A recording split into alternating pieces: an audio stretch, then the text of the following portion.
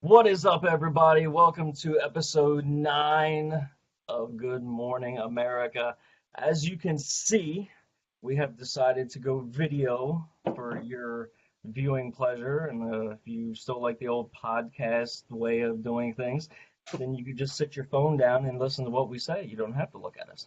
But we felt that this was a good step in a good or a positive step in the right direction and everything. And personally, I don't like it because I have to be dressed, and I'm used to just doing this naked. So, but this is a very special episode. This is not one of our normal ones.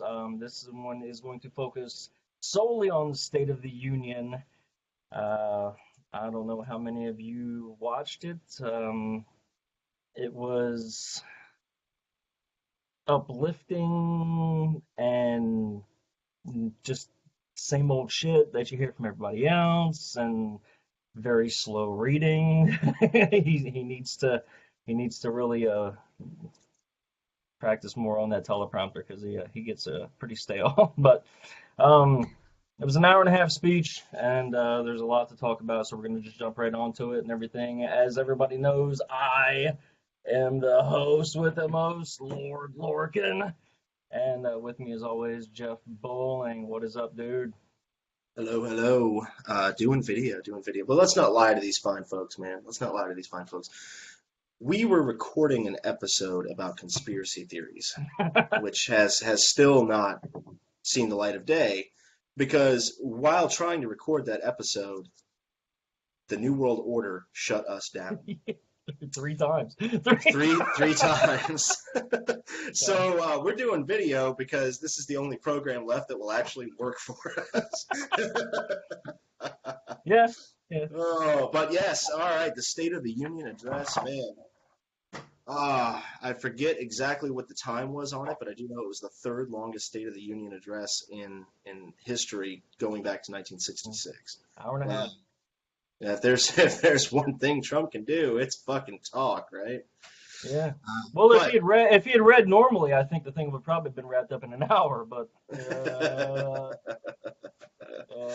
so. but of course, we don't do anything on our own here. We always like to have our enlightened guests with us. So, joining us for the first ever repeat guest on the show, please Because we welcome. love him. Because He's we so love him. awesome. He's so awesome. Please welcome back to Good Morning America, the one and only Citizen Valafar. How are you, sir? Gentlemen, thanks for having me back. So nice, right? Let's do it twice. So Yeah. I'm doing fantastic. I'm doing fantastic. You're lying. He's sick as a dog, and he's still here. That shows the loyalty I to have us and the audience. See that? I have a bit of the death flu, but I got a shot of Jägermeister. I got some mint tea. I'm all fired up and inspired from our, masochist in chief's rousing speech. So yeah, I'm ready to go. Well, hell, based on that, I'm sure this is going to be pretty one-sided. Sounds like Right, yeah. Jeez, God. I We're told clearly, anyone who's listened to the show knows that all three of us blindly support Donald Trump as president. you. Yeah, Yeah, right. oh yeah. Yeah. We Well, at blindly least support everybody knows anything. I did at one point, but Yeah.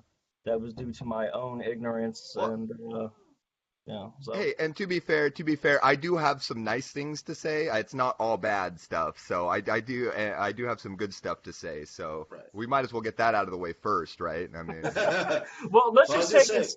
we're not only going to talk about the State of the Union address tonight, we're also going to talk about the Democrat response to the State of the Union. Yes. right. And as I think pretty fairly that we both praise and butcher the current Republican administration, never to be outdone, we are going to do the same thing to the Democrats tonight.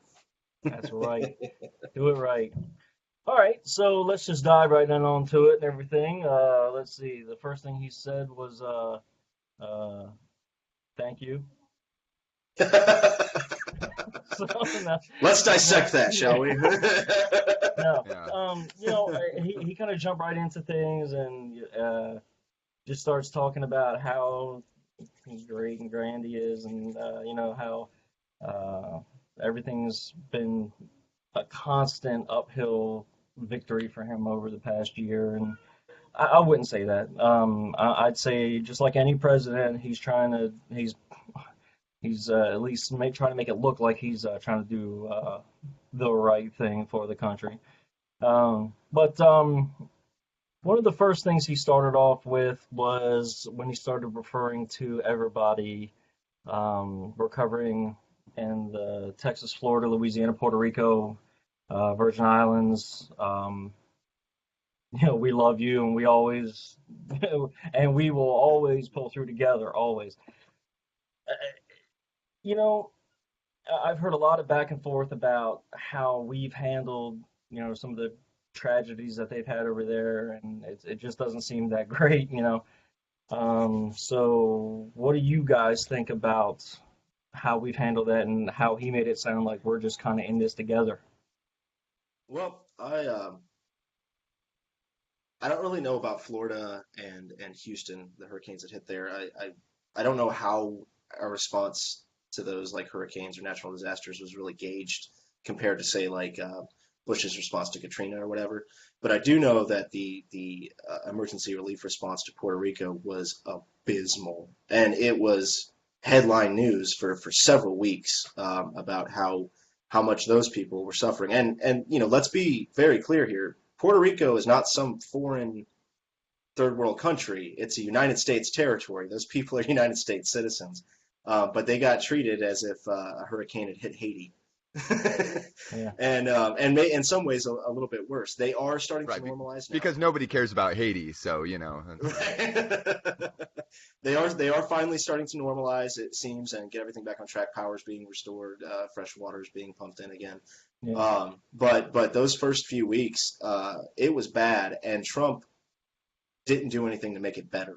In fact, he accused the governor and the mayor of San Juan of asking for too much, of not being prepared, blah blah blah blah blah. And to a certain extent, I agree with them. Like if you live in a hurricane-prone area, you should have some of your ducks in a row prepared for that. But if you're part of a larger entity like the United States of America, you should be able to count on fast and speedy response Yeah. from the other states in the union. Yeah, as of the moment he gave the speech, there was still about 30% of the U.S. territory's residents still without electricity, and Mhm. 3.5% still without running water. Um, Yeah. so that's 4 months after the hurricane. Right. So Right. that And you know that doesn't Houston sound and, that and great. Florida aren't having those problems right now. Well, absolutely. So yeah, it doesn't sound, but as of January 31st, FEMA did change course a little bit, and they said that Yeah. they were no longer halting the distribution of food and water. And I'm still trying to figure out why they were halting it in the first place. Do you guys They never know? really gave a good explanation for that at all. it was a big part of it had to go with like international like or shipping laws and things like that was my understanding, or that's what they veiled it under, that because they have to cross bodies of water, a very big ocean. They had to cross such a big ocean to get aid there. I think was really the only like explanation or anything that we really even got. But they tried to bury it under that it was a red tape bureaucracy thing. I think it was one of those things they tried to kind of spin it for their own favor, like, oh, we'd love to help, but we're being blocked at every angle, and it's like, just fucking put the shit on a fucking boat and get it there. Right. Like, I'm But I not think 100% sure what the deal was, like, because I'm private pretty sure contractors, everything would have people, fit on Trump's yacht. Yeah. yeah, or yeah, Yatsa. 100%. He could have just taken it himself. That would have Yeah. He been could have just done excellent. a That would have been fucking great. Him standing at the front of the ship, with bottles of water. I'm here. like paper towel rolls like out into the crowd, from the boat as he's like sailing by, just Right. just swoosh, there you go. There's knowing him though, he's throwing the paper towels in the water. Yeah. And I think what really went down is that the federal government wasn't prepared either. So in this administration, every administration does it. This administration is more blatant about how they do it. They always attempt to pass the buck. And in this case, FEMA had just got hit with Houston and with Florida, and there was still, I believe that was the same time the wildfire things was starting in California. And that was, And all there on the was West Coast, like Oregon, Washington, right, yeah, huge fires and so, everything. I mean, Yeah, it so was the United States was going through a rough time there, and I don't think FEMA was prepared to deal with Puerto Rico additionally. And so they passed the buck to make it seem like it was Puerto Rico's fault, which is unfortunate. I mean, let's just be honest. They could have used this, and I've said this so many times about the current administration, is Donald Trump wastes these opportunities to actually drain the swamp, to actually make America great again by letting his huge ego, and there's nothing wrong with a huge ego, but letting his huge ego dominate the situation instead of just saying, you know why we couldn't help these people? Because my predecessors did not set up the Federal Emergency Management Agency correctly, and I'm going to fix that problem right now.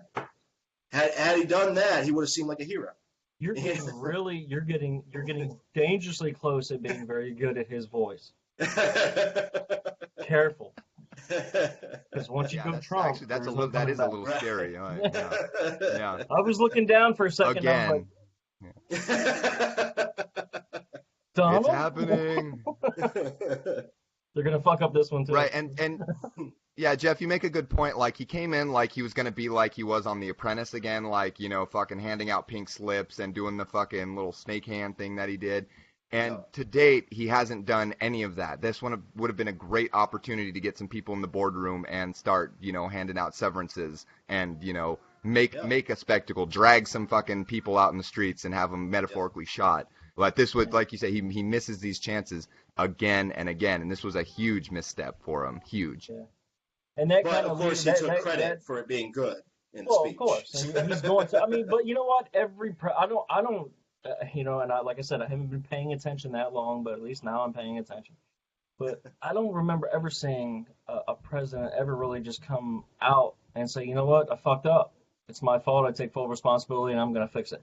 It seems like everyone is always pointing the finger. Yeah. So now, but like I said, the difference, and this is the only difference that I see. Like, my opinion, what I've seen happen in this first year of his presidency is that it's two things, a two-parter. One, he's just like every other politician before, just like every president before. People wanted this, you know, white knight to come in and save the country, and what they got was a politician. But two is that he's doing the same things all these other politicians did. He's just not as adept at doing them as they were. Yeah. So where Clinton and Bush and Obama would pass the buck, they would make it seem very smooth, very sly, and you really had to dig to find out they were passing the buck. Donald Trump just says something, and you automatically like, no, that's not right. That's not true at all. Yeah, and then he'll hammer the point home later on and try to like change the facts of what happened previously with more bluster and more, you know, falsities. So right. Yeah, it's sad, but I mean, I don't ever see that ending. So, but that kind of goes into the next thing where he said, tonight I called upon all of us to set aside our differences, to seek out common ground, and to summon the unity we need to deliver for the people. This is really the key. These are the people we were elected to serve. Right. Now, just like anybody else, everything always seems divided. And it's just as bad now as it was a couple of years ago. And it just seems to be getting worse. Everyone is absolutely choosing a side, and nobody wants to listen to each other. It's like they've come to this point where I'm done listening. I want what I want, and I want it now, no matter what you say. And I don't see how anyone can really. I don't know what it would take to really bring unity to this country. And it's scary to say that, because the last time I saw people really gather together was like 9/11. You know, when that happened, it seemed like everyone was kind of. That lasted all of like a year. Yeah. Exactly. But that's what I'm saying. It almost seems like it takes catastrophe to unify, and I don't know. Well, it's like, how big of a catastrophe do we want anymore? Like, we have, like, you know, school shootings in the double digits already this year. You know, the Vegas shooting. You know, fires, floods, famine. You know, what's like what do we need at this point other than, you know, just like another scapegoat like Osama bin Laden or something like that? Unfortunately, our scapegoat seems to be the, you know, president. So. Well, I mean, you figure after 9/11, I mean, you'd have to, yeah, I think you'd have to blow up the White House.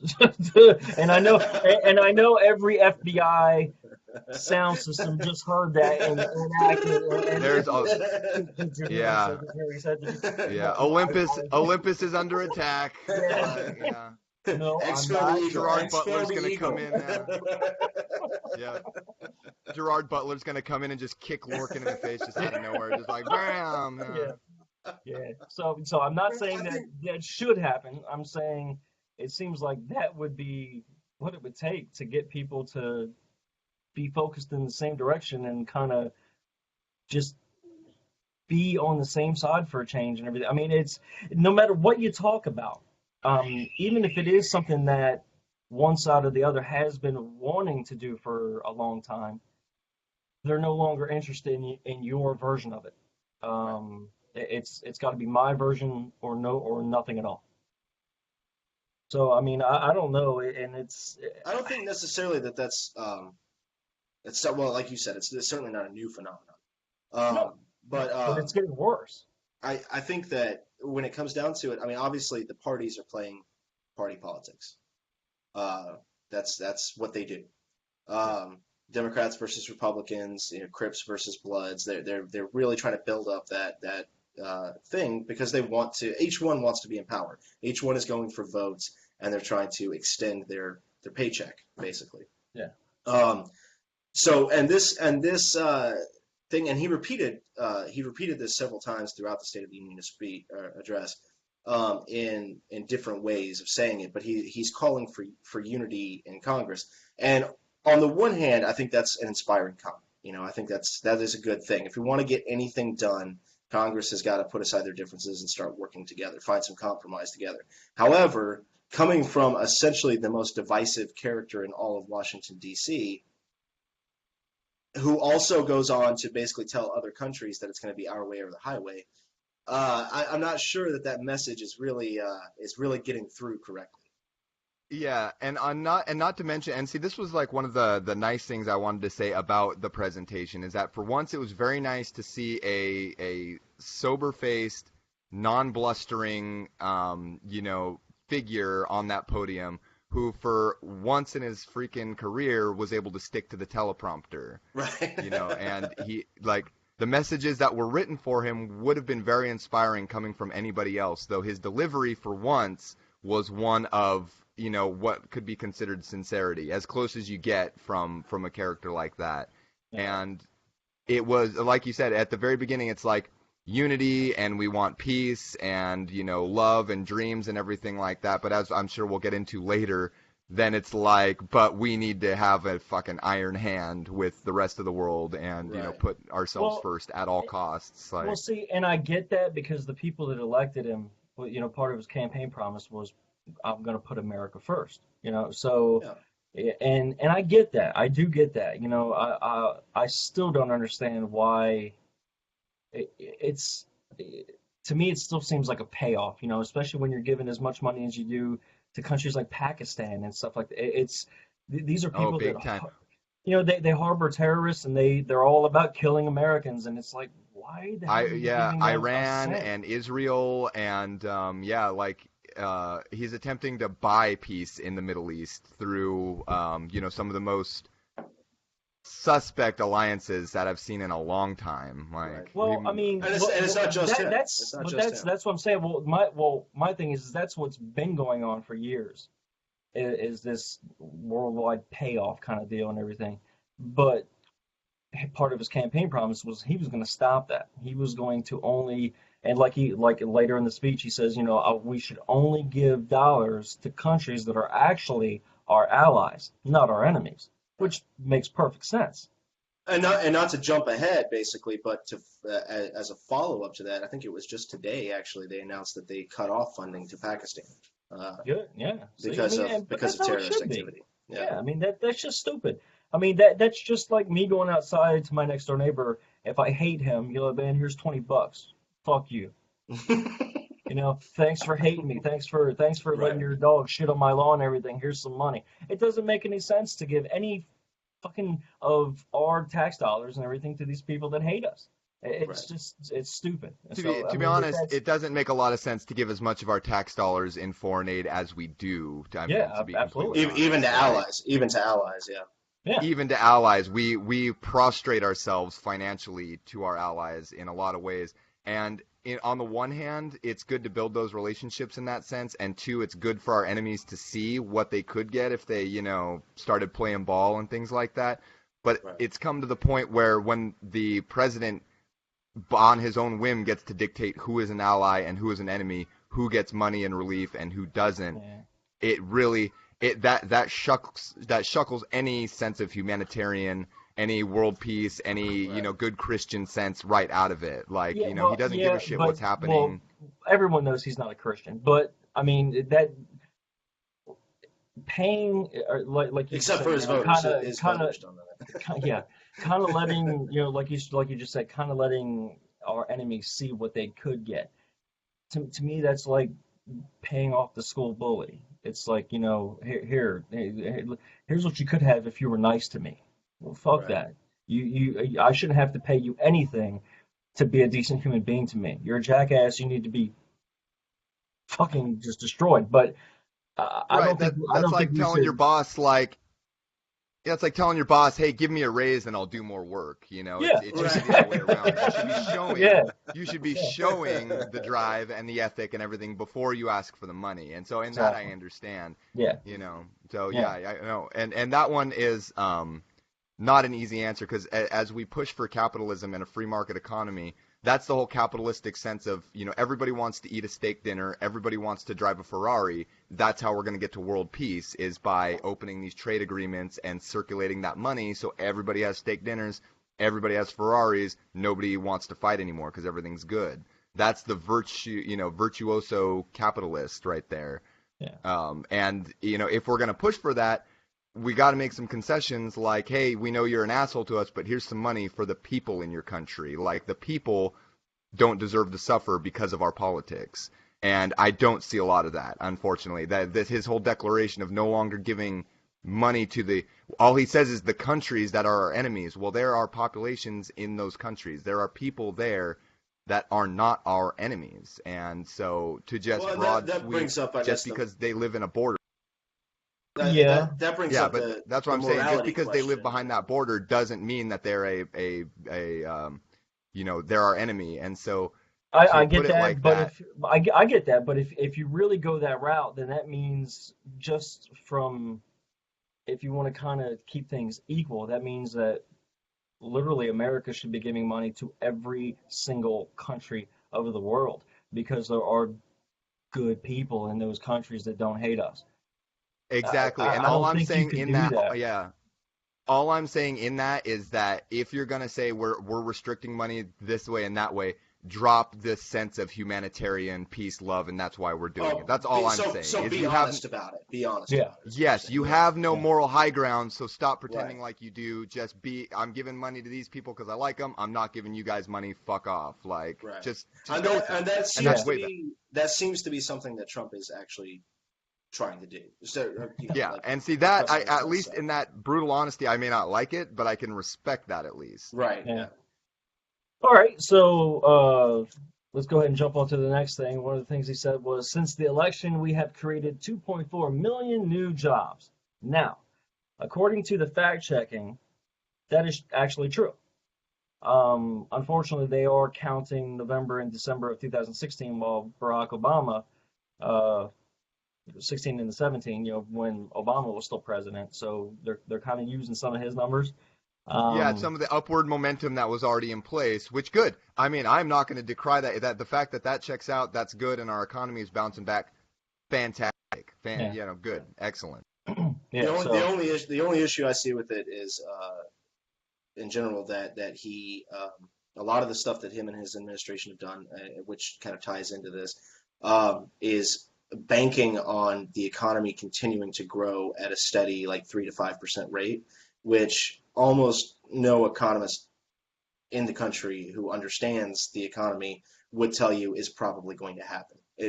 That's just not going to happen. Right, right. So a lot of the things like the tax cuts and the things like that will probably probably, don't quote me on it, but they'll probably end up backfiring simply because we won't sustain that kind of growth. We just never have, and we never will. We're not going to have the money to continue to pay those tax cuts. Like, yeah, right, we're not going to exactly, have the ability to continue to do that. Yeah. But Well, again, he did say that even with the new tax plan, that the kind of the money that you were going to extra receive in your paycheck and everything like that was only going to be this year. right, And they had things in plan to try and avoid the tax hike that was coming next year, I guess, to make up for that. So, right. but again, if what the they were saying economy, was the tax hike was actually going to go back up to what it is now.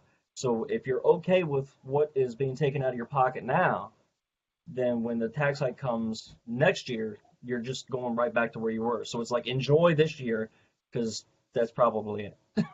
right. So right. you're saying this is the year to get the flat screen TV I've been looking at, right? Like, this is the year. However, Xbox One. The year of indulgence. Let's do it. what a lot of people are upset about with this tax thing is that by 2021, all of the middle class and lower class tax cuts will have completely disappeared, and like you said, we'll be back to where we were last year. But the corporate tax cuts will remain in place, and the idea being that future Congresses can extend the middle class tax cuts, blah blah blah blah. But all of that depends on that 3 to 5% growth, and I don't see it happening. Well, you know what they're gonna do. I'm You know calling what it. they're gonna do. Like today. He did it. He's doing it now. He's starting it right in his first year, and he's gonna re-up everything during when it's re-election The election time. year, yeah. So that way he's like, yeah. look, see what we just did it again, and it's here's what we're giving you. So he tries to get reelected, and then they're just gonna go back down again. So, but I mean, and that's how they just. And that's how that's how people everything to works. get votes. Again, that's not a just Donald Trump is evil for this shit. I mean, that's every president ever doing that kind of shit. Literally, gas prices drop during an election year. They rise. In the latter years. That's common knowledge and things like so that's nothing new and that's nothing exclusive to him. So it No. sucks. But as far as focusing on the State of the I hate Union, hearing it from him more is the problem. I hate it when he fucking says it more for some reason. his delivery sucks. But yeah, I mean, it's as far as like the State of the Union itself goes, this is one of the few things that he said that he was pretty right about. I mean, there might have been a little bit of hyperbole involved, but it wasn't an outright lie. Some of the stuff he said, which we'll get into, was an outright lie. Yeah, it's certainly a stacked deck statistic, but it was at least legitimate. But then there again, you have days like today, I just have to throw in there where the fucking Dow Industrial Complex dropped a satanic 666 points on the nose. Right. Yeah. Where's the Which Alex is Jones a InfoWars conspiracy there? That is a huge drop considering the Oh, trends it's a big that's drop. happened Yeah, for the it's last couple of huge. years, yeah. For within a week of the State of the Union, for it to drop fucking triple six, fuck.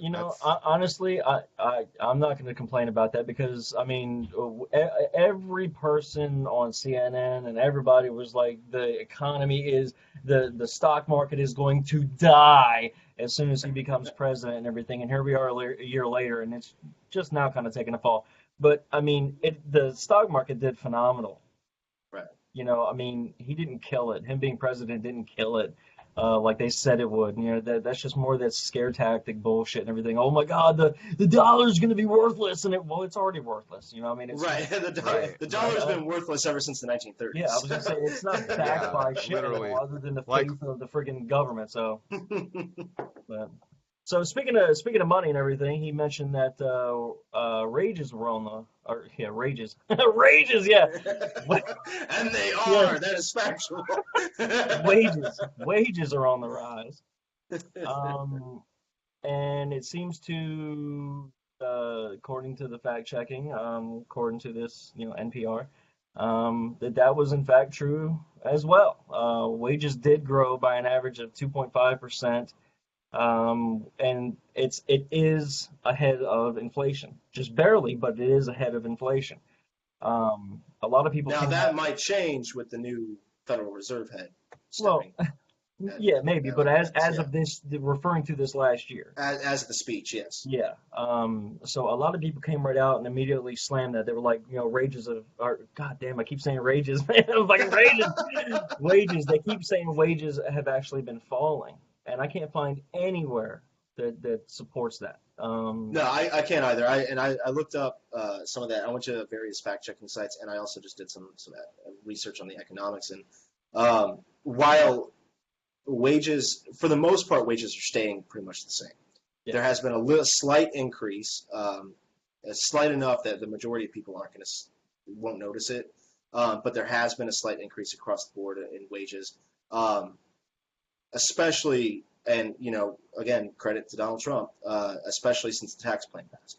When the tax plan passed, there was a noticeable, again, slight but noticeable increase in wages to workers. Will that and most sustain? of that stuff is all Probably not. anecdotal, Yeah. Yeah, anything I've heard from it is all anecdotal, like, this company giving out, bonuses, these companies, giving a little pay bump. I mean, me personally in the organization I work for, they haven't done raises for like 4 straight years because just, the state of things. And so that's if been there is the a norm for the 2% last, bump, decade and a half or so. So yeah. So if they're seeing it, I'd like a little bit my way now. Well, see, yeah. So I mean, and that's not to say that every corporation is going to be right. gracious enough to give out that extra money. Most of them are going to be Right. like, "Fuck yeah, I got extra money in my pocket." Right. But when you you can't look at deny now. One of the things that I question is some of those companies that were saying that they were giving out bonuses laid off people right before. Yep. So they laid off some people, which basically they redistributed the wealth. Yeah, that's some of those.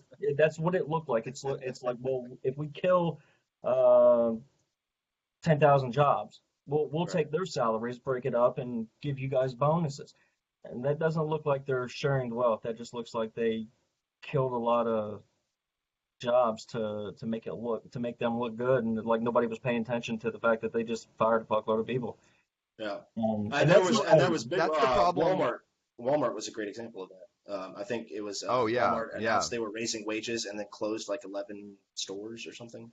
Yeah. 11 of their Sam's Well, Club stores. that's the problem with looking at national averages, is that you only have to bump a certain percentage, a very large amount. You make a few rich guys richer, and on a national average level, it's like, yeah, 1 million common people didn't get anything, but these 100 people got like $100,000 bump. So there's your 2% increase right there. Right. That's the problem with looking at these national averages, is it doesn't reflect a change in the majority. All it is a very large increase for a select small few. Right. I'm not saying that's what it is, but in the past, that's really all they have to do to pump those numbers up. So.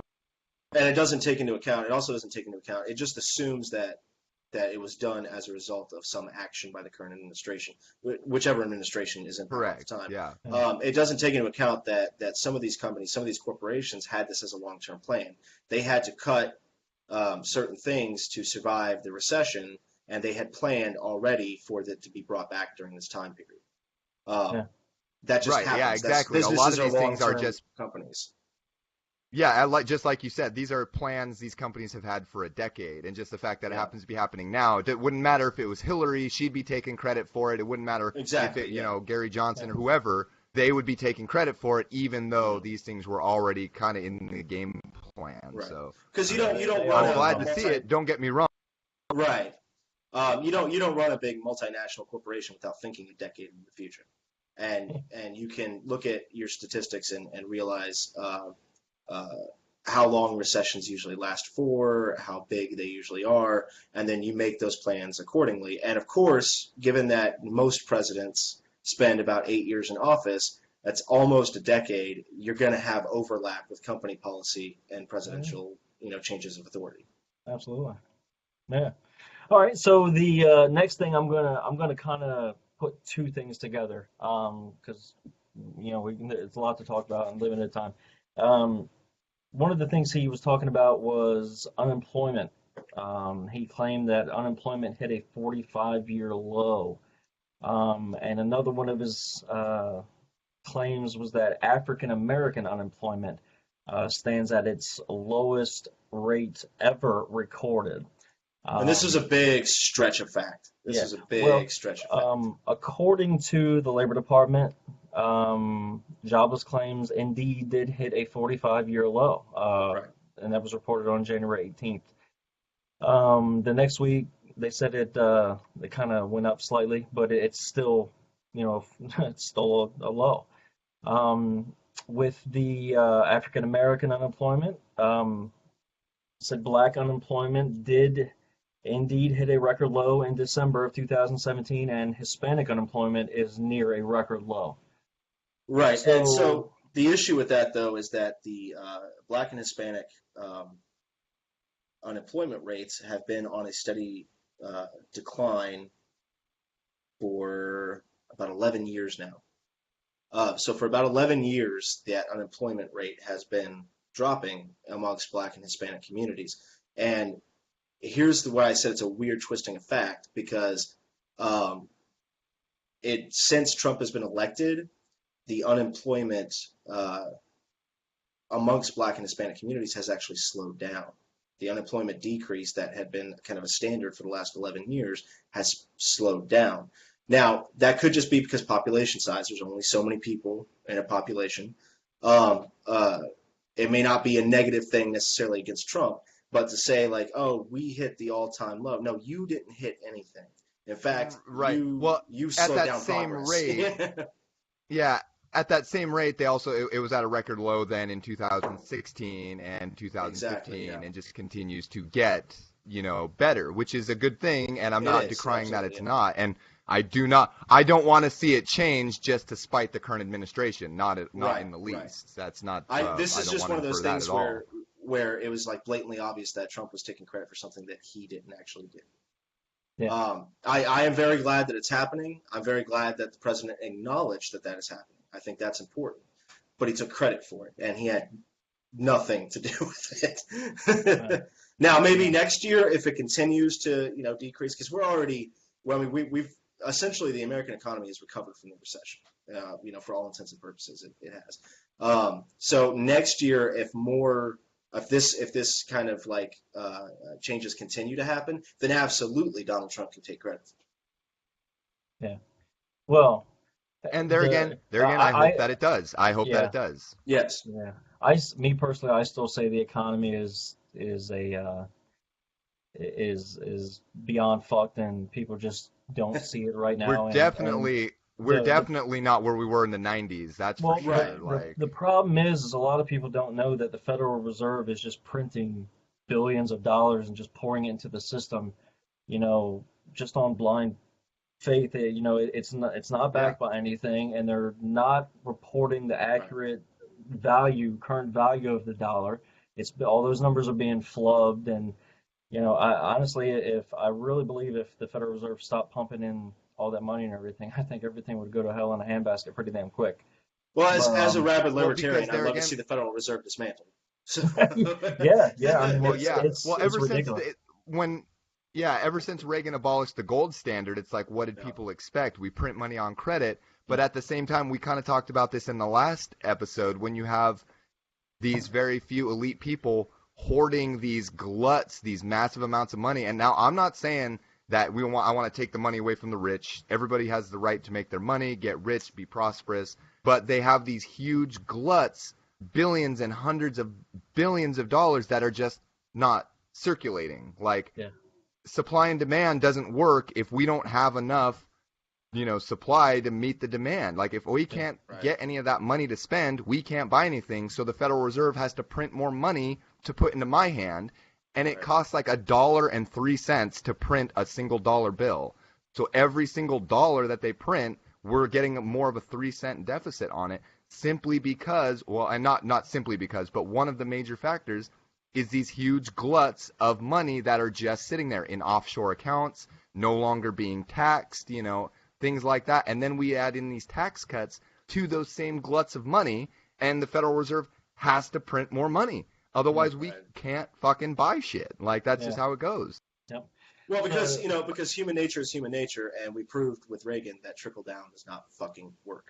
It doesn't work. yeah. Trickle Well, down I economics No, is not at but all. bullshit. But honestly, I mean, the trickle down doesn't work, you know. I mean, but it seems like nothing has really worked. I mean, over the 38 years I've been on this planet and everything, it just seems like everything is going down, down, down. Whether there's a Yeah, Democrat or a Right. Republican in office, it's just going down. So hmm nobody seems to have a good answer of what to do. right, You know, right. so it's you know, but Yeah. so so one of the things he did say was with the massive tax cuts, there was a tremendous relief for the middle class. Now, with Like we already tax talked relief, about this year, there's a yeah. massive relief. So, you know, according to the Nonpartisan Tax Supply Center, 65% of the savings from the tax cut this year will go to taxpayers in the top 20% of the income ladder. 20% of the savings will go to the top 1%. By 2027, when many of the personal tax cuts are said to have expired, 83% of the savings will go to the top 1% of earners. The bottom 60% will see tax increases. Yep. So, you know, it is all about the big businesses and the rich getting rich and, rich getting richer. But, Right. you know, it seems like he's got in his head that if he makes the rich richer, they're going to bring more of their businesses back here and Which give more creates jobs for Americans this economy. jobs, which will help the lower class become more wealthy because they'll be making money for a Which change. is actually something he talked about. Yeah, Let me find it here because I think that ties in really well. Auto plants. I think it was yeah. yeah, the auto Yeah, and plants. coal and the clean coal industry and shit like that. Right, Yeah, right. yeah. He was talking about how uh, we've seen under his administration, we've seen I can't find the exact part here, but basically he said that we're seeing companies actually moving back to America, and we've never seen that before, and that's an outright lie. Over the last 6 years, three major corporations have closed plants outside of the United States and moved them back for whatever reason. It doesn't matter what the reason is. All in regards to this like situation, and I know that there was an example of a company, and I forget which one off the top of my head, that actually did because of his election say they were going to close a plant in Mexico and reopen the United States, and that's great, Yeah. and you could take all the credit in the world for that, But Mr. that's President. one plant. That's one But plant yeah, in but an for the entire last six country. years, we've seen plenty of corporations moving back to America for whatever reason that they've been doing it, and none of those reasons had anything to do with Donald Trump. Well, and Um, also it doesn't matter where they move their businesses to when they're allowed to outsource their labor and their right, materials and shit like that and get tax cuts for ordering stuff from China. Sure, they may be assembling shit here, but we're no longer like find me a television that is 100% made in America. It doesn't right. fucking Or a exist. The car, just closest a you get car, is you know. a car. The closest you get is assembly plants. They outsource the labor. We Yeah, put it together here, and it's like, oh, American made it, and it should say American assembled because at no right, point are we manufacturing these things anymore. I worked right. in manufacturing for a number of years, and in glass manufacturing actually. And in this country, do you know how many American-owned glass companies are that make glass for like skyscrapers and buildings? How many? No idea. Literally two. Literally two. The rest of them Okay. are owned. They're operating in America, but they're owned by China. They're Right. like, and in Canada, there's a huge thing. Their glass manufacturers were all purchased by Chinese countries or Right. companies who operate in Canada. They hire the Canadian workers, but they own it, and all the profits all go back to China. It all, and so And they're and operating here in America. So it doesn't matter where the business is. It doesn't matter that's an where you operate that's out an of. excellent point because it's something I don't want people to forget. All right, for everything good that Donald Trump has done, great. For everything bad he's done, hey, fuck you, buddy. But one of the reasons we are in the situation that we are in right now in our economy is because of actions taken by President Bill Clinton, like NAFTA and the like. These trade agreements, like Donald Trump has said numerous times, were bad deals. Yet he was the one propping the Clintons up when they signed these deals. He was their biggest campaign supporter. So don't ever forget, our dear listeners or viewers now, our dear viewers, that he was part of the swamp before we even knew there was a swamp. Yeah, absolutely. Yeah, But he was that's one of the that. ones getting fat on the glory days. So Well, yeah, so well, let's yeah, not forget that. No. yeah. Yeah, like I said, everyone forgets the fact that he was a Democrat longer than he was a Republican. Right. So, and everything. Also, people still mention that mysterious phone call that happened right before he came into the whole campaign, where he called the Clintons, had this conversation with them and everything, and then decided to jump on the Republican bandwagon. It's like, and a lot of the things that he said, a lot of the things he said in his campaign were said by Bill Clinton when he Yep. was president. Oh yeah, You and know, and you know we with posted some of that stuff on our Facebook yeah, page. immigration, almost verbatim. I mean, it was Yeah. crazy the shit that Bill Clinton said, that Trump said, and it was almost identical. And it Right, was like when and Bill Clinton because said it, Donald Trump was one of the people behind the Clinton yeah, administration, yeah. and But I would it's not be funny. surprised to find out that the Clintons are some of the people behind the current Trump administration. Probably, I I wouldn't would doubt not it. be surprised. Let's You not. know? Yeah, let's not fool ourselves. The Clintons are still benefiting from the Trump Mhm. administration. They can say Yeah. whatever they Yeah, want, but they are yeah, still benefiting. exactly. So. See, that's why she didn't give her speech that night when she lost and everything. She was partying. She was fucking soaking it up. Yeah, She was at Trump exactly. Tower. Yeah. having a good time. She was like, now we can relax, we can go on vacation, and we still get our fucking way. We couldn't find her because she Yep. was blackout drunk for the next 3 months or whatever. So, Can't blame her. Oh. Yeah, she's hanging out with that spirit cooking lady and getting fucking shit out. yeah. So let's move on. There was one weird one, not to step on your toes, Larkin, but there was one weird one that I thought was really odd for him to take credit for, because he was right. It was he was right, but he said that he's appointed more circuit court judges than any new administration in the history of our country. So. Well, but to them, they just see that as an accomplishment, as work. He's working, he's doing things, and Right. and so I think he's going to take credit for using less toilet paper in the Oval Office if he could, So I mean, he's going to take credit for everything possible, Right. So, I mean, I understand that appointing federal judges in any state affects the way that law is interpreted for essentially the next maybe 2 decades, and on a grand scale, when we talk about like the Supreme Court. So first and foremost, there are more circuit court seats now than there ever have been in history. And secondly, he didn't appoint anybody who is predicted to have a huge precedent-setting impact on law. So he literally just said, like, oh, he has a responsibility. When a seat in a circuit court or federal appellate court or the Supreme Court comes open, he doesn't have a choice. He has to try and nominate somebody. That's part of the job. So, like you said, Lorcan, he basically like that was patting yourself on the back because you survived Tuesday at the White House. fuck, it's Wednesday, yeah.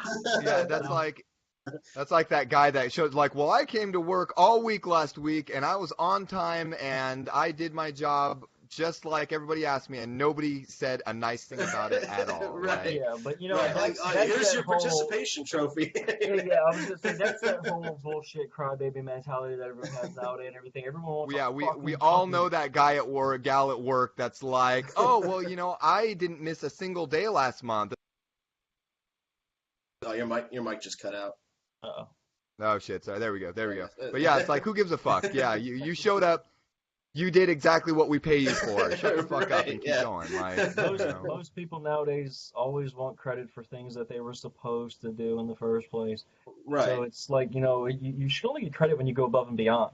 Right. I mean, and good and negative things that Donald Trump has done aside, he shows that he has the same mentality that most people of his generation accuse millennials of having.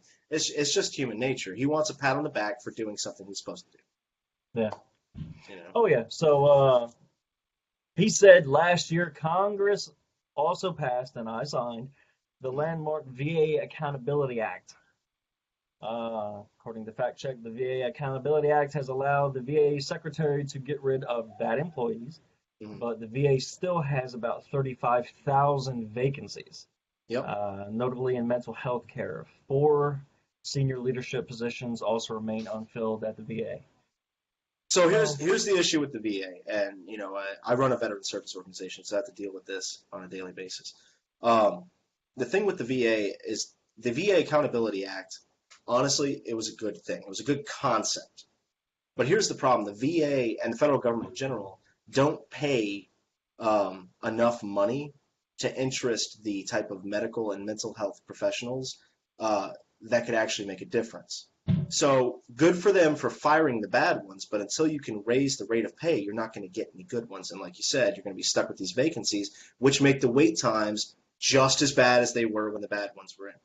And so, yes, they did that, and props to President Trump for trying to do something about that. But that is a broken fucking system, and it needs a complete top to bottom overhaul, scrubbing, get out the Brillo pads and give it a goddamn blanket party already. Tell party. So on that note, Jeff, and you know more about it than I do because you're definitely involved in it. I have a few friends that work in that, and I work in healthcare, so I kind of see some of it. And you're absolutely right. Yeah. Privatized healthcare is where the money is at. You're not going to work Yeah. for a government hospital or government healthcare organization. Absolutely not. Yeah. Do you think that in that sense that privatizing the VA would be any step in the right direction, or should it just be given more leeway from the government? Well, Jeff's a private sector whore, so he's gonna say he's gonna That's say. true. "Oh, yeah." I guess asking you, I guess I kind of go both directions with this. Like, so, and I get into arguments frequently with my libertarian buddies. You guys don't know about the libertarian orgies that happen, but I do. Tell me more. We get into they make the satanic blood orgies look like nothing. All right. So we get into this debate all the time, and first and foremost, the VA benefits, the benefits that veterans earn by serving, are not extravagant. They're not extravagant benefits. You get 3 years of college, right? So if you are a hard studier and you really get down to it, you can get a bachelor's degree, and then you're cut off. That's it. That's all you get, right? You can get some voc rehab stuff that will help you get professional certificates or whatever. You get a disability payment if you hurt yourself, and you get that disability payment for essentially the rest of your life or until the condition reverses itself, whichever comes first. But that's not a lot of money. That's not even like a fraction of the federal budget. The average military veteran who is considered disabled gets maybe $1,000 a month. $1,000 a month, even spread out over how many veterans we have, isn't even a drop in the bucket of the federal budget.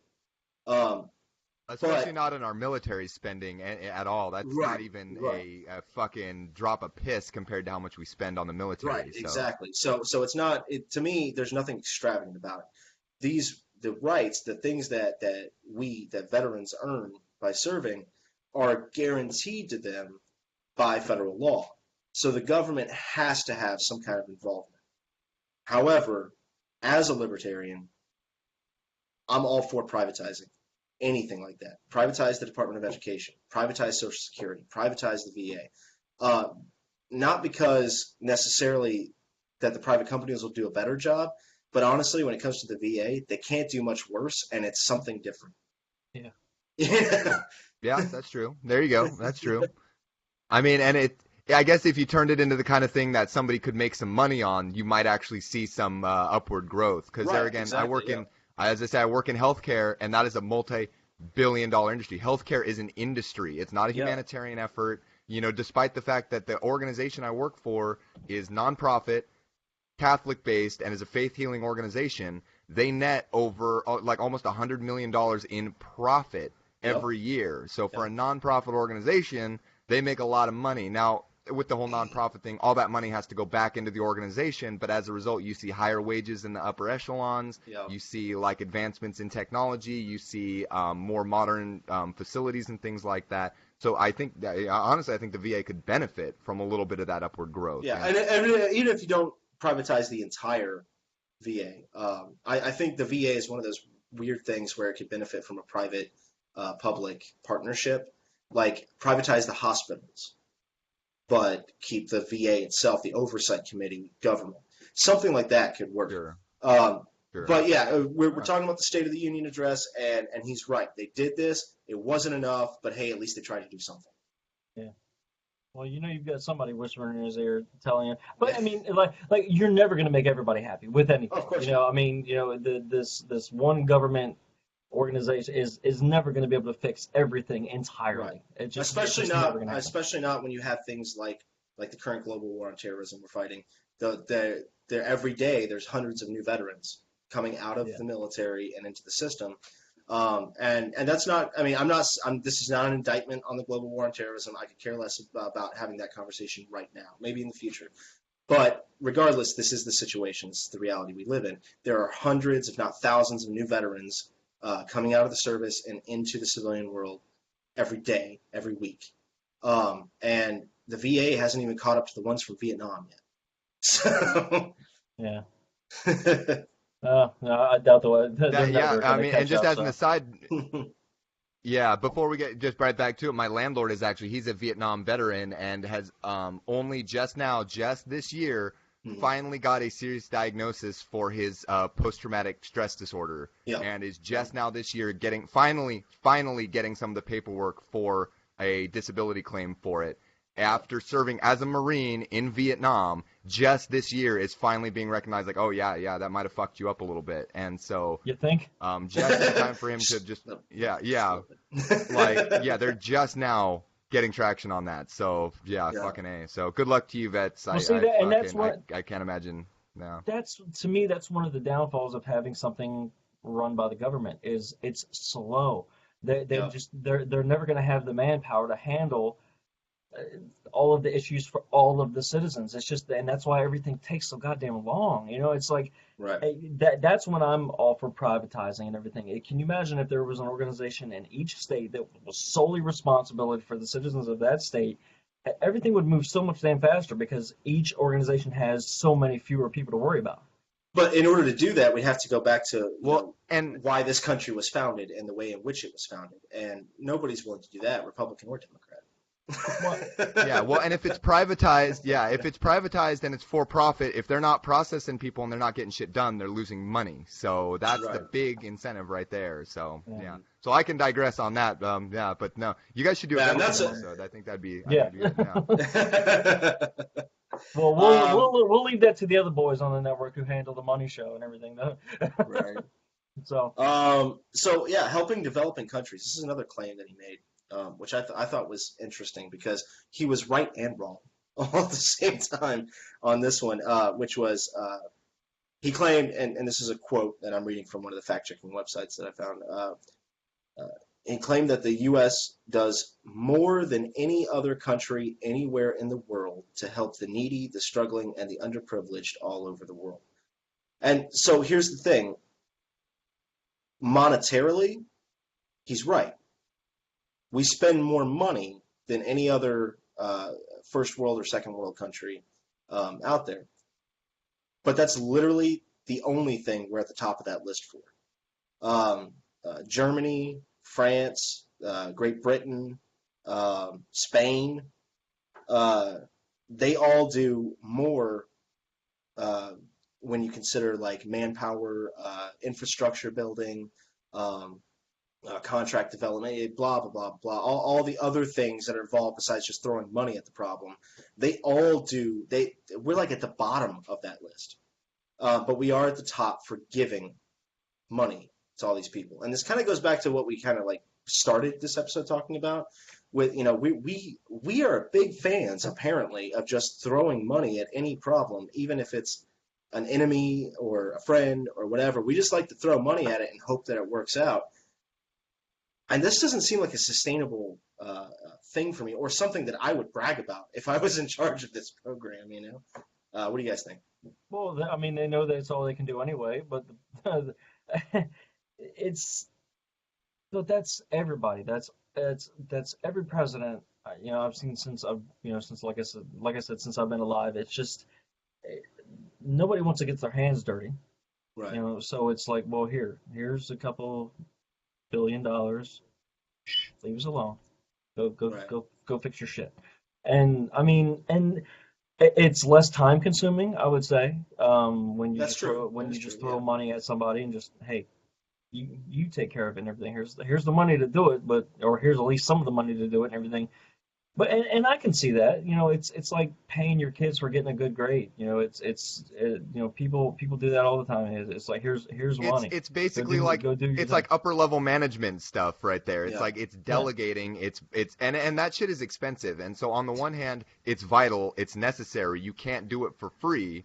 Right. On the other hand, we have to take any sense of humanitarian like high road virtue out of it because literally all we're Right. doing is watching that Sarah McLaughlin commercial with the starving kids and abused pets and shit like that, and we're writing the check to Sally Struthers and then sleeping well at night and then just being Well, like, hey, but I here's paid here's my my thing. 30 cents You a know, day or whatever.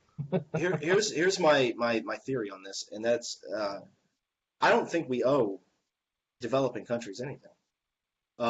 I don't think that that inherently just because we're a first world country, and this is this goes back to the whole satanic idea of stratification and things like that. Um, yeah, we're a first world country. That doesn't mean we owe anybody anything other than people who stay allied with us to make sure that we stay on top. Well, But that said, there if we're again, going to do what's it, go yeah, ahead. well, and what's the definition of a developing country? I mean, we're only like what 250 years old Well, I Right, would ourselves. we're say still yeah. So developing. what is this time that we're talking about? Is this resources? Like what I is know developing nations? that is a good question because I don't Why see are an we answer to footing the that. bill for countries that have been around for thousands of years and have been Right, struggling the whole right, time and can't seem to get with the program of modern society and modern, infrastructure and things like that. Because the people that That are here, said, because the people that are here are smart about it. We just fucking took it. We just came over here. We killed all the Indians. We just took it. So we knew how to start things up right. So now right. Well, and that was the since thing you is that guys doubled down. up until 30 years ago, we were like, hey, does your nation suck? Rather than go help you, why don't you just come to America and help our right. nation here be better? Like that's one big part of it. And we're seeing a regression from that. So I think as a Right. way to absolve our guilt from like closing our borders and making it more difficult for these countries to emigrate and migrate here, we're just being like, no, here's a couple $1 million. You stay over there in your shithole and Oh, you said good shithole. luck. You said shithole. Oh, You You can't all say heard it. You all heard it. This wasn't like behind a closed door when no one was recording. This one was live. All right? you can't say shithole. God. well, let's be completely honest. A lot of them are shitholes. I mean, I'm Yes. not gonna argue that. Yeah, Now, absolutely. the point of it is that the president should not be calling other countries shitholes, even if we all know it, even if it's true. The president should not be calling other countries shitholes. Well, That's and just the long and the But short of it. this is at least Like, one of those things he didn't even tweet. Okay, I mean, right. it was behind closed doors, And it was supposed. It's still supposed. yeah. I mean, there's Nobody no in proof that from room it. can There's no agree on whether or recording. not he said it. Yeah, there's Yeah, no it was recording. alleged. So, So but yeah, who gives a shit? My thing that is whole if thing. hold on, if he's in that room and he's talking to these people about everything, and he says these shitholes, so what? So what? I mean, everybody knows a lot of these countries are shitholes. Everyone uses this terminology anyway. They use it in their own damn neighborhoods. So everyone just looks for every little damn thing to nitpick with. Crazy. And that's true of any administration. The same thing And happened right with there, Obama. yeah, the same thing happens. My thing about it is that like, and I'm not like, oh, we need to take the high road. There's plenty of other shit to nitpick. We don't need to fucking tear apart every Right. fucking like word that comes out of your mouth. Right. That is getting petty, and that is getting embarrassing to watch, and that makes Well, me not want to hang out with you. I feel like this is a good segue to get to I think the biggest part of the State of, in my opinion, the biggest part of the State of the Union address, which was immigration. This was that was a big topic that was covered, and so I'm gonna Yeah. let Lorcan kind of give the quote and all that stuff. But before we get into it about the shithole countries thing, I want to make a note. We were supposed to talk about this with another guest. That didn't work out because the government was watching us. But They still are. with the shithole countries thing, one of the accusations was that he was being racist because he said, supposedly, allegedly said, why are we accepting so many immigrants from third world shithole countries like Haiti and some African nations? Why can't we get more immigrants from places like Norway? And that was supposedly racist. Yeah, But, like okay, I said so- before, we know how he is with women. And Right. Have you seen a So- Norwegian chick? They are talking. That's what he was talking about. The detractors are saying constantly that this is racist because the countries that he mentioned that were shitholes were countries where predominantly Hispanic or black populations. And the country he used as an example of a good country was Norway, which is a predominantly white population. Okay, that's true. But this isn't like the fucking hammer hitting the nail on the head when it comes to like confirming that Donald Trump is a closet racist. Norway's a better country than Haiti. It just is. It's a better country than Haiti. I don't care if the population Surprise! is purple, whatever. Surprise, everybody! It is. They are doing better consistently. They have a better economy. They have a better military. They have everything we define good when it comes to a country is better in Norway than it is in Haiti. Including the music. Yeah, that's like Including the music. That's like saying, oh, I'm having trouble deciding where I want to go for a vacation, Canada or Bosnia. They're both right on the same level, Well, you know what? I was talking to somebody about this, and they were like, well, it's funny how all these countries have their good and bad areas and everything. I was like, well, tell me that next time you visit fucking Burma. Right. Go to Burma Yeah, and find the good area, And it's like, it's a shithole. Oh, yeah. Why don't you send me a postcard from the Democratic Republic of the Congo? Yeah. All right, so immigration. This was, I think, like I said before, the biggest part of the State of the Union address, or at least the most impactful part of it. So, Lorcan, tell us how we're all definitely doing. the most clearly I'm not even. defined. I'm not even there yet. Like I've got my list and everything. You could have just took the reins again, you bastard. Like you see. Look, we got 20 minutes and we still got to talk about the Democrats. All right. My next thing I wanted to talk about was clean coal. It doesn't exist. All right, moving on. Exactly. That's the funniest damn thing. The beautiful clean coal. I don't understand. Paul said it best. I was watching Dave Chappelle's stand-up. Like, motherfucker, 90% of America ain't ever even seen a lump of coal in their fucking life. There ain't no bringing it back. Yeah. It's never fucking been here. Like, what is this, the Industrial Revolution? Like, fuck out of here with coal, dude. Yeah. He was, and literally there's like three, maybe 4 states where coal is a major industry. Choo choo. Nice. I bet that train was running on coal. It sounded clean to me. Right? But seriously, there's like 3 or 4 states, and they're not even big states. They don't even have good electoral college numbers. And this is nothing against you, West Virginia, Kentucky, Tennessee, and wherever else that coal's a big industry. Nothing We're against not you. saying guys. the word shithole, but read between the lines. But as far as a politician wanting to pander, and that's exactly what the State of the Union address and the Democrat response was. It was an exercise in pandering and backpatting. Oh yeah. And that's what they always are. But as far as pandering goes, why pander to like 3 electoral college votes? That doesn't make any sense to me. Like that's not going to help you at all. Every vote counts, man.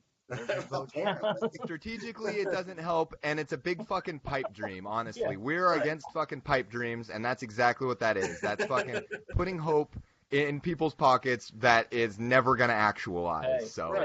Hey, Americans are dreamers too. Oh, for fuck's sake. That was painful. Right. That was painful to see. That was painful to behold. Yeah. Hey, that was a good thing. I mean, as much as it's canceling. As much as it cancels out what the Dreamers program was about and everything like that. It is true, and honestly, I don't care what anybody says. There are horrible areas in our own country where people can't get ahead, and True. They're here. A lot of these programs that are put into effect for immigrants, people that are born here don't get that. So it's like if you want a leg up and a good helping hand to get ahead in this world and everything, it's better to be someone who's already outside the country coming in than to be somebody who's in the country already. Right. Because you just don't get as much help. You don't. I mean, you're expected to do everything on your own because you're already here, which is crazy because it's not that easy. It's not that simple. I mean, you give anybody a lump sum of money and everything, as long as they're halfway intelligent with it and everything, they're going to be able to do something. But if you've got nothing, what are you going to do? It's harder to start from nothing than it is to be given. Look at Donald Trump. I mean, he's a billionaire, but of course he started with $1 million loan from his father. Well, Right. yeah. I mean, if he didn't get that $1 million loan, But that is, I mean, and that doesn't, you know, that's something that I heard brought up a lot during the election. And I want to clarify my position on that. And this is just, like as with everything on the show, this is my opinion alone. But if you're a complete fucking moron, you're not going to be able to turn a quarter into a dollar, yeah, much less turn $1 million into 4.5 billion. yeah. So, we can say all day long, well, he's a billionaire, but he got this $1 million hand up. And if he had been a complete fucking moron, regardless of what he sounds like on Twitter, had he actually been a complete fucking moron, he would be destitute today. Yeah. Because Yeah, $1 million or not, he would have a nice house and be living paycheck to paycheck. Yeah. That's just how that works. Or he And would have see- just snorted that $1 million away and be broke. I mean, Right. Hey, I look mean, at, fuck. Jesus. Yeah. Look at MC Hammer. I mean, Yeah. multimillionaire and everything, and then was a cable guy. So it's Right. if you're a good businessman, you're a good businessman, and he's proven that. I don't care what people say. You're not. You're Well, even you have to even compare. if he's not a billionaire, even if he's only He's a successful businessman. I wouldn't say good, but he's successful. well, So I mean, good, successful. I mean, they kind of go hand in hand. You can't be a bad businessman and be successful. I mean, if P.T. you're a Barnum. bad businessman, yeah, I mean, that's a whole other. Yeah. Well, and my For the my most whole part. thing on it, is that there are people struggling in America, but no matter how bad you're struggling in America, that is still better than struggling in like 75% of the world. And Yeah. by bringing people here, it makes sense on a government level, because if you're here and you're struggling, you're still paying taxes. The government is still getting your money. Doesn't matter how much you're fucking struggling, the government's still getting your money. So by bringing other people here to continue struggling and then get their money is doubling down for them. It doesn't matter where they come from. It doesn't matter their background. It's literally just boosting population and helping them get into a role where they are also paying taxes alongside everybody else who is also having a tough time. So Yeah. it's not humanitarian. It's not right. But No. it makes sense at an upper echelon to keep that fucking money rolling in. So Yeah, but what I'm saying is it would be I think it would be more beneficial to take the money that you're promising the immigrants. You come over here and we'll give you a $10,000 business startup loan. Well, okay, well do that for somebody who's already here. And fully agree with that. I and absolutely. I cannot argue that in the least. Yeah. yeah, so I mean, it's like it's always it seems to, and I may be wrong, but it always seems to be easier for an outsider to get a faster startup than it is for somebody who's currently here. And I would have to look at every statistic, every page or whatever to make a determination on And that. every As far as- circumstance too, because I don't think that speaks for 'Cause- everybody. 'cause But here's- you are definitely onto something. Well, like that, I'll look at whole- it. Because- I look well, at it- but here's hold on, the- here's the wait, thing. hold on. Let me throw this out there real quick before I forget and everything. I'll give you one instance of personal, like someone who was around me.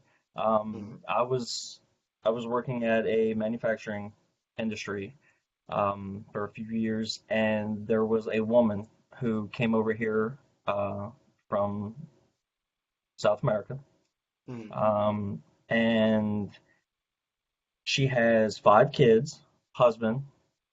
Her husband does not work. He's getting an education to be a doctor that is fully funded by the government. She gets, and she showed me, she gets $900 a month in food stamps for her and her 5 kids and her husband. This is all just really he's getting a free education to be a doctor. because it was part of the contract when they came over here and started their citizenship, everything up. It's to me that's just crazy. For me, if I want to be a doctor, no one's going to give me a fucking free loan. Well, it No, depends on how smart you are. no. Even if I've got Paging straight Dr. A's, no Lorcan. one's going to give me a free. I mean, I might get Yeah, I mean, some help that's and what everything. scholarships are for, Yeah, academic scholarships and things like but that. I mean, his is you very fully well funded. could. Yeah, but Yeah, his is fully funded. and a 100% academic scholarship would be too. What I'm pointing out is that, um, yes, I think that it's a little to be handing someone walking into the country, like, here's some money. Just here, have some money. I'm going to make it rain all over you. I agree with you on that. However, like I said, with Donald Trump and turning $1 million into what I think it's like 4.5 billion, um, how many actually like hugely successful um, immigrants do you see versus hugely successful people who were born in America? Those numbers are heavily in favor of the Donald Trumps over the Hakeem Ashamaka or whatever, Racist, no. No, and I get that, but just because we haven't heard of them doesn't mean that they're, that don't it doesn't exist. Like you said, there would have to be a lot of fact checking into that. I'm Right, just gonna exactly. speak. Big time, yeah. I'm just speaking on my own Now, opinion. now, And I yeah, believe, just speaking of the Right, aspect of giving a handout, yeah, we can talk about that, but yeah, we really don't know what the long-term right. And effect of that is overall, because I we don't have completely data agree on with those. Lorcan. Yeah, overall, I completely agree. I just see why the government does it because it behooves them to do so. It's like giving Yeah. every year people bitch because I have 2 kids, so I get more tax money back. And it's like, motherfucker, you're a single white male. When you die, the tax money stops. Bitch, when I die, I still got 2 fucking taxpayers Right. paying out. So Yeah, yeah. it's in the government's best interest to pay me for raising these little sperm blossoms. So, yeah, Oh, I think that might be the best nickname for children I've heard yeah, yet. yeah. I actually, Jeff, I don't have it in front of me, man. So if you want to talk about the immigration thing, go ahead and start her off. Yeah, let me get it pulled up here real quick. Hold on. All right. Because after that, I want to I talk jotted about down the the pillars, the pillars of it as well, because that was like the most clearly defined and like the biggest chunk of it, really. Yeah, and the interestingly enough, it was also, and I'm sure this has happened in the past. So I'm not going to say that it's the first time it's ever happened, but it's the first time in my memory that the president spoke about something at a State of the Union and actually got booed by members of Congress. Hmm. And that was really interesting. But let's see, one of the big points here was the diversity visa program. Um, Trump called for an end to the diversity visa program. He said, and falsely claimed that it's a program that randomly hands out green cards without any regard for skill, merit, or safety of the American people. Um, I don't know where he got that from. Like, yeah, because it's kind of the I don't know exact where that came. opposite. They have to. All right, so just some bullet points from the diversity visa program, the so-called immigration lottery is what we're talking about in case people are not sure. Um, just some quick bullets from it. You have to have a high school education or 2 years of work experience. Um, if you are selected, if you win the lottery, you have to pass a vigorous safety background check, and you have to regularly check in while you are attending university or working or whatever for up to a decade. Um, that is not that's not just throwing a green card at somebody. I mean, they are thoroughly vetting the people No, who that's the are exact involved in the opposite. diversity visa program. It's Yeah, it's basically like probation, like is what. yeah, Yeah. Well, shit, all you got to do is come over here, even if you got a temporary visa, all you got to do is come over here and get married. $10,000 to some stranger on the street and everything. Will you marry me on paper and just go your own way? Here's 10 grand. And then you're here anyway. So, but, Well, yeah, that is true. Though, if you get divorced, like they interview your spouse, and if they suspect that you're just doing that, they will deny it. I have a friend who just oh, moved no, over from absolutely. Australia to marry his wife, And if you get divorced within a certain time period, you get deported. So you better pick a good person on the street, because if you fucking hate them, you're fucked, buddy. Or you're going back to wherever you can. Or you have to do some serious lesson magic. Thanks for that $10,000. I want to divorce. Right. Yeah. Yeah, no, there you go. So that would behoove people here to marry him, get the money, and then divorce him, and then be like, peace, bye. But yeah, so the only thing that was factual in Trump's description of the diversity visa program was that the applicants don't have to meet the same requirements under the employment-based immigration visas. So, for anyone who's unsure, an employment-based immigration visa is when you move here and you already have a job. So let's say you're coming from Haiti or Norway, doesn't matter. But you already have a job lined up, and it's a job like, with a corporation or with a big medical company, something like that, that you have to be in America in order to do it, but you already have the job, you get an employment visa.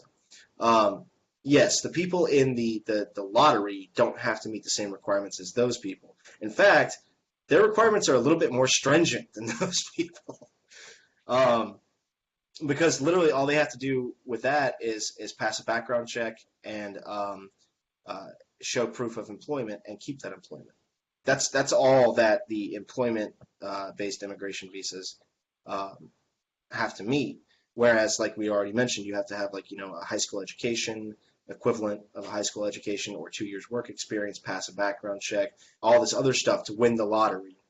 Man, and just going through this, we spoke about this. I think it was episode 3, Lorcan, where we spoke about immigration quite heavily, and just the more you get into it, the more fucked our immigration process really seems. No, it is. It absolutely is. It takes far too long for good people to, become citizens of this country and everything, which only encourages people to come over here illegally. So, but that's something for later and everything. We've got about 10 minutes left, gentlemen. So let's burn through these other 3 pillars of the Trump dynasty. So what's the next one? Trade deficit. That's what I got anyway. Trump said, and I quote again, "America has also finally turned the page on decades of unfair trade deals that sacrificed our prosperity and shipped away our companies, our jobs, and our nation's wealth." But so here's the problem with this. We already kind of went over that. We know that's hyperbole big time. So yeah, well, not just, specifically talking about the trade deficit. He took credit for it reducing. He said that he kept this campaign promise that he would reduce our trade deficit, but it actually grew. So it was an outright lie. Like, it didn't reduce at all. It went the exact opposite direction of what he promised us when he was running for office.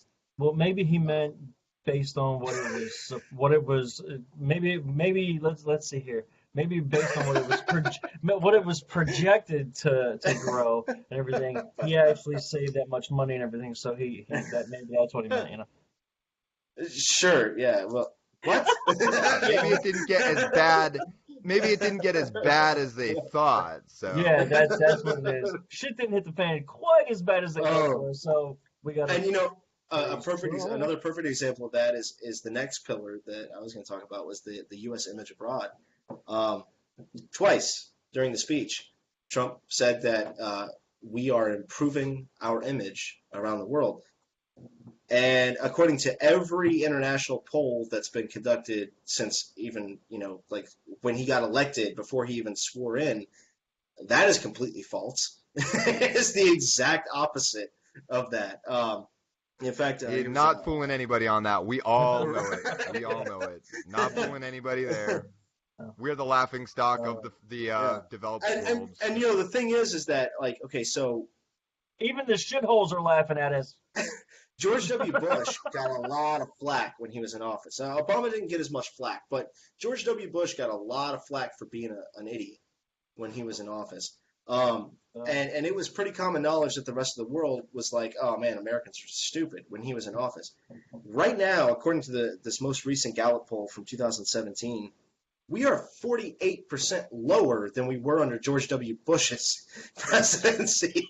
So, I mean, that's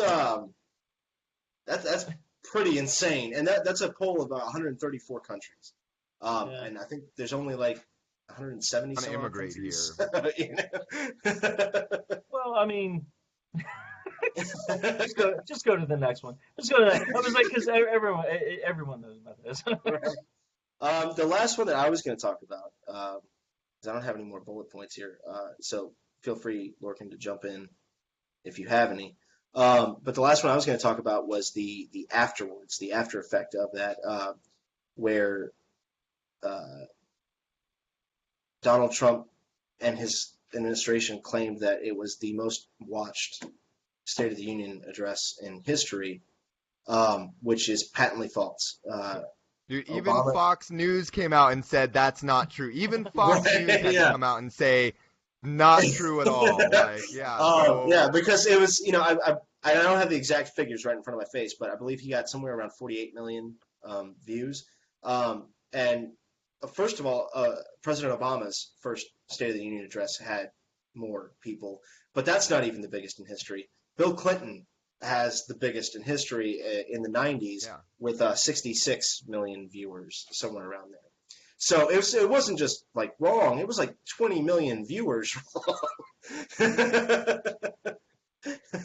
yeah, well, you Yeah. see, he won. He had the electoral views is what won it. It wasn't the popular views. It was the I always electoral forget views. about those. I always forget about those. Yeah. Yeah, I mean, everybody does that. Though every fucking speech ever given by the president, everything there is always some truth, some lies, some of them mostly lies, but it's all to just like you said, just to pander to and make Yeah. everybody feel good about the current state of things, even. Oh yeah.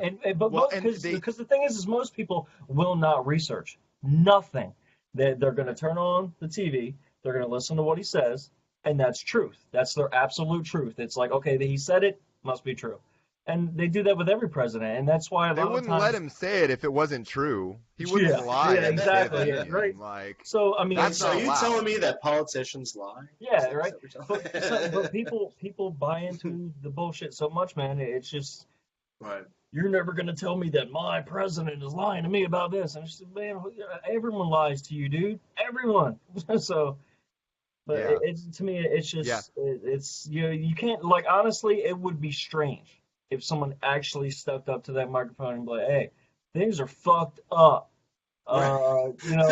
Like State of the Union. yeah, We're our- screwed. That's the State of the Union. the deficit is worse than ever and everything. Like people, like there's a dude outside. who which just I'm died. gonna be I mean, I'm gonna be completely honest. I don't want that. I'm gonna be completely honest. I want a little bit of sugarcoat. Like, I don't want to be like a 5-year-old kid in my room and my dad comes in the middle of the night is like, hey, dude, I'm like 3 months behind on rent. I haven't paid the bills in a couple months. I just need you to know I am really scared right now. Have a good night, champ. I love you.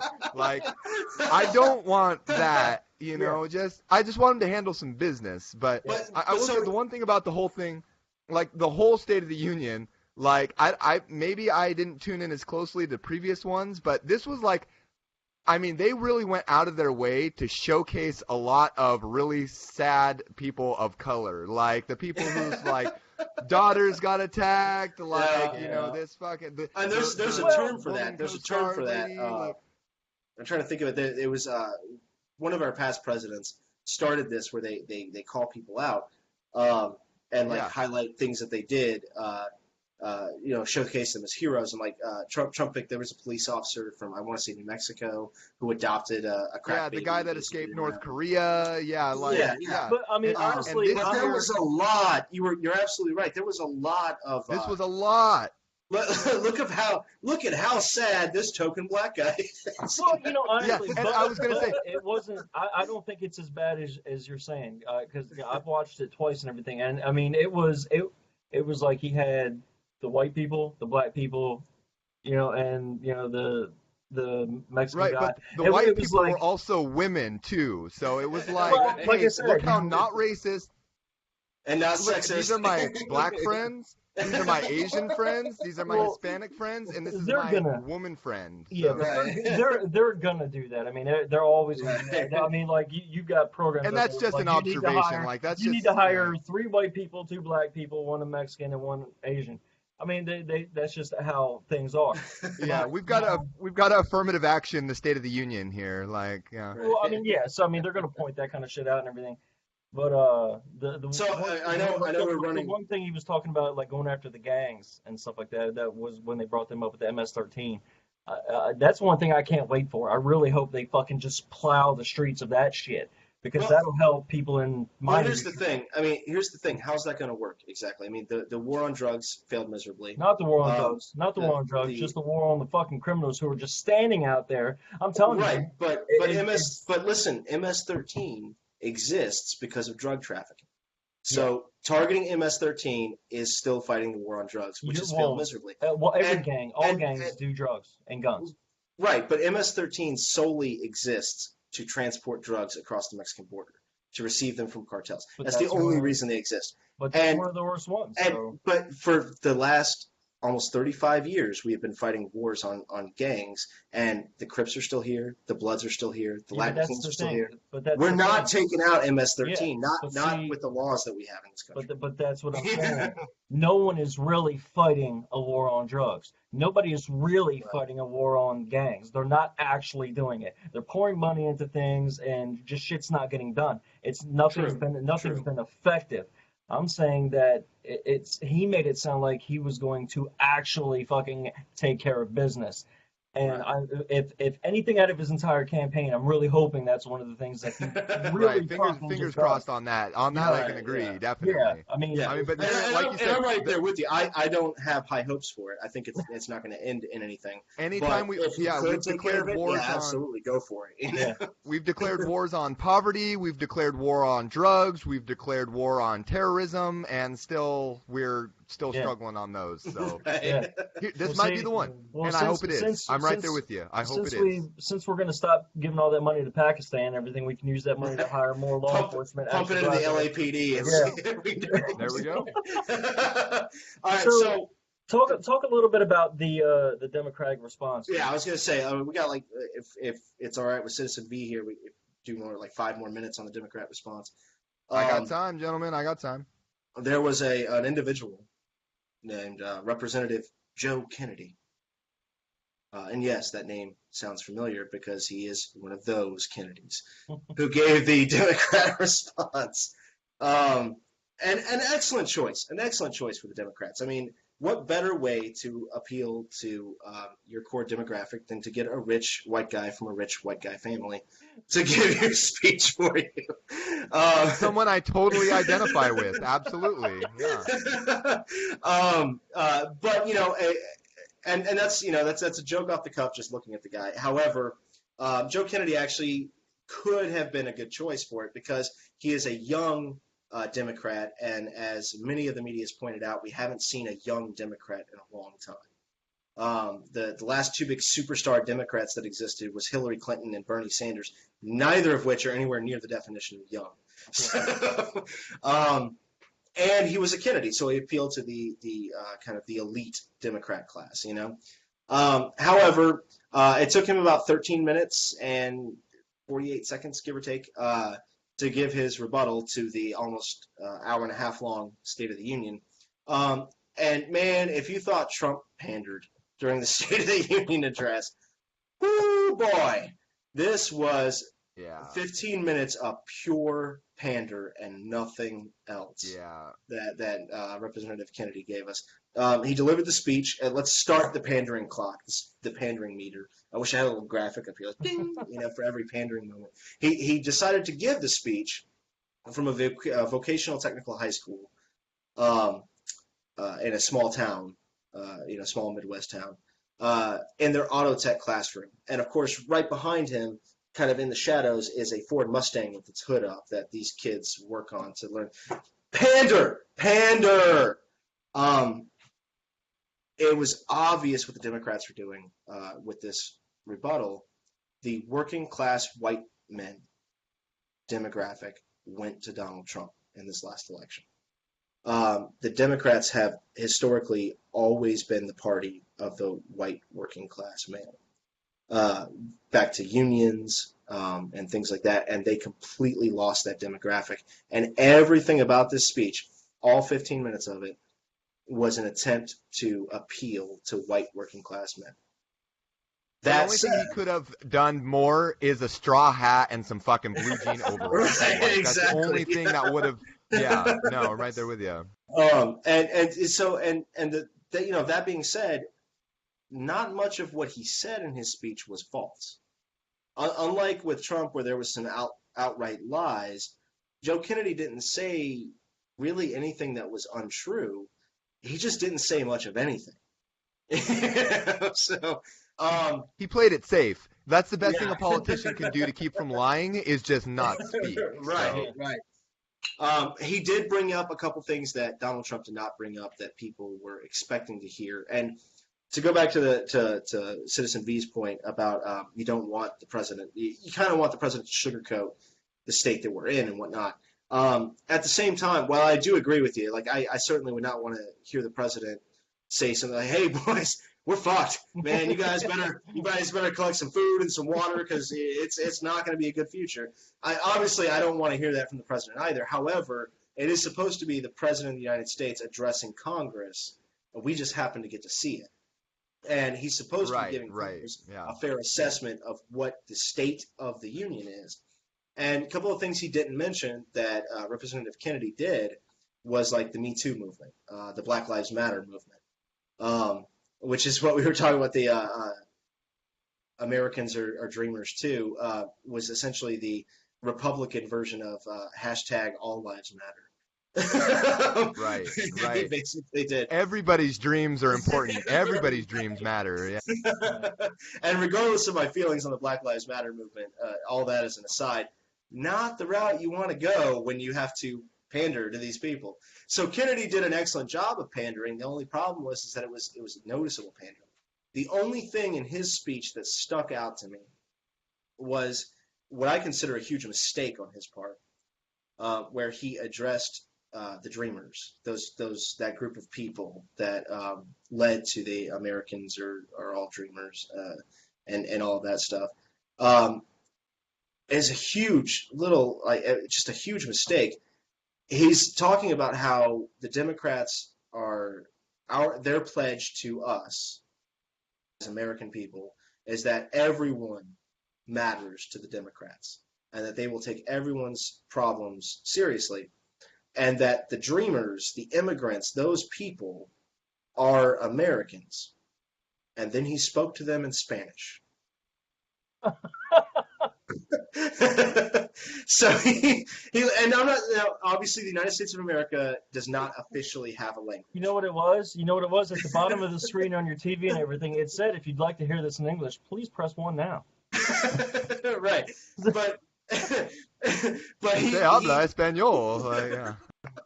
So he went out of his way to make it appear like the Democratic Party is there for everybody, and everybody is an American. There's more of that clean coal. Everybody is smells like clean coal. Everyone's an American, and every American matters. But then he turned around and he spoke to these dreamers, these children who were brought over here illegally, and he speaks to them in speech. And so I'm not a huge fan of The Daily Show. I never really have been.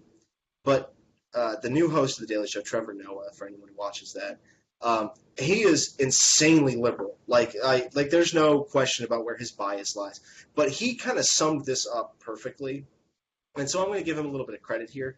He said that what Joe Kennedy did during the speech was the equivalent of during the birther campaign when President Obama was in office, of Joe Biden, the vice president at the time, speaking to the media about this, saying, like, President Obama is an American. He was born in America. He was not born in Kenya. And to President Obama, I say, That's exactly what this came across as.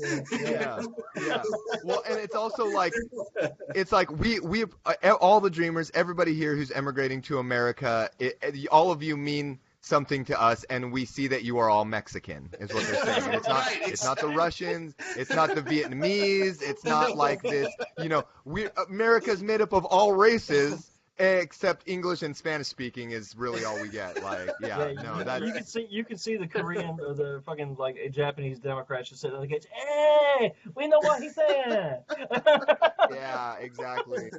And so, what the hell, damn guy? Like, yeah. So essentially, for 15 minutes, Joe Kennedy pandered to working class white males who aren't listening to him. Yeah. He tried to set the Democrats up for a 2020 run. That's really what he's trying to do. And for the upcoming midterm elections, he tried to set the Democrats up, but again, appeal to the wrong people. And then he made one of the biggest, in my opinion, one of the biggest blunders in recent political history. Yeah. Well, it's like we've gotten into this thing, and the Democrats are so guilty of it. It's like watching The Office and like that episode where Michael Scott is trying to prove how not racist he is and ends up just coming off as ridiculously fucking racist. Like, that's exactly what they're doing. Like, yeah, I mean, it's embarrassing to watch sometimes. If possible, the Democrat Party as a whole, and Joe Kennedy specifically, walked away from essentially the night of the State of the Union looking more racist than Donald Trump. Yeah. They keep trying to do this thing where they're like trying to like, come in, turn their hat around backwards, flip the chair around, and like try to talk to you like they're hip, fun, youthful fucking people.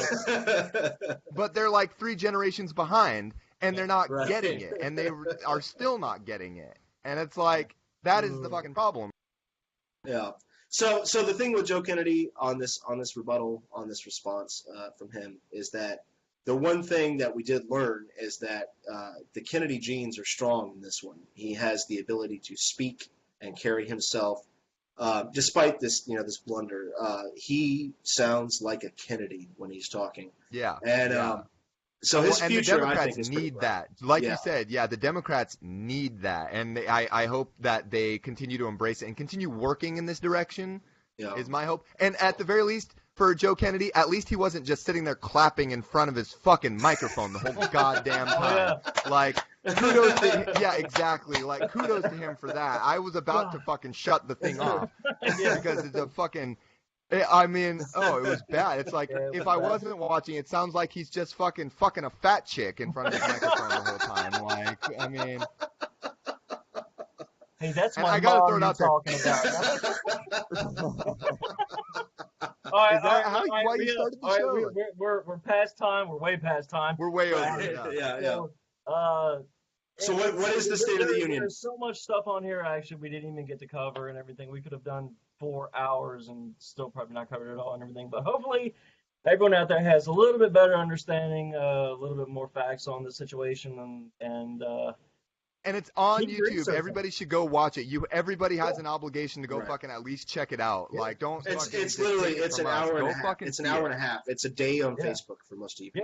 But, So, but yeah, and everyone, if you- but Yeah, everyone and if you needs to skip watch past it. when everybody starts clapping, it'll be like 40 minutes. So Exactly. So, but So let me ask you this. everyone needs to. They need to watch it, but they need to do the same thing we're doing. They need to fact check. They need to go look at multiple Yes. sites and see what's up with what, and yes, and try and put it together. Because if you just watch the speech, you're just not going to get the whole picture. you So- are part of the problem. Yeah. So let me close it out like this. Citizen Valipar, what do you feel the State of the Union is right I'll sum it up in 2 words there, Jeff. Completely fucked. now? Good night, champ. Well, no, and honestly, he didn't really go into a whole lot of what the State of the Union is. To be fair, it was more campaign promises. It was a lot of pandering. It was a lot of self-aggrandizement and a lot of applauding. And to be completely frank, we didn't get a whole lot of the state of the actual union as it stands really right didn't. now. And that's actually an he's important still point.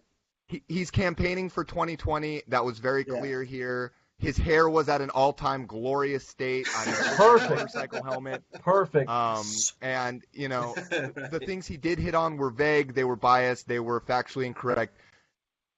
but it's important for people to see this in motion and to really start understanding just what we're in for. I mean, it's To absolutely me, I think critical that for people was to see. And then fucking oh, and Paul Ryan and Mike Pence in the background, just like I wanted them to be like stroking Siamese cats and just like yes, yes. Like it was very chilling to see too. So you know. But yeah, I think that's an important point. And I was just kind of joking. I was going to ask everybody what you thought the State of the Union was, and then say we're done. But I think that's an important point. The State of the Union, like I said earlier, is supposed to be the President of the United States addressing Congress, who it's part of our checks and balances system, and explaining to them what, as the chief executive officer of this country, what is the state of this country right now, so they know what they need to work on moving forward. Yeah. And instead, he didn't really give an update on what the country was like. He gave a list of things he wants to do. Well, yeah. You know, like, and that's not what a State of the Union is supposed to be. And that's why this one for me was particularly weird. I don't think that's Donald Trump's overall fault. I think that's just the way he is. That's the person that they elected, that people like Lorcan elected. Sorry. I've I've asked for forgiveness from my Lord and Savior. Okay, jeez.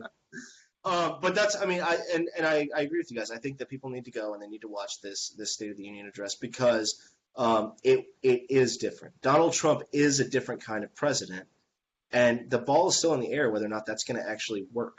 But right now, it's looking a little shady. So, on that note, Jeff, Yes, what sir. do we say? Until next time, Citizen Valafar, thank you very much for being here, and hail Satan. Hail Satan.